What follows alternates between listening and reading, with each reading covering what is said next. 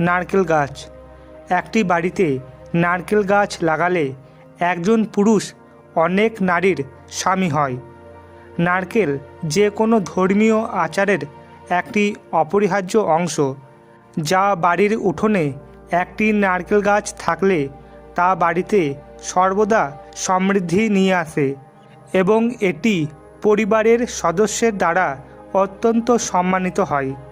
যে পুরুষ সুন্দরী স্ত্রী পেতে চায় তাকে একটি ডালিম গাছ লাগাতে হবে, যা দৈব শক্তি প্রদান করে।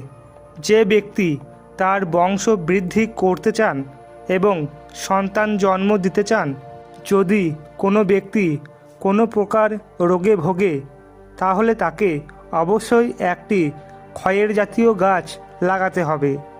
খয়ের গাছ লাগালে অনেক রোগ নিরাময় করা যায়। কেউ যদি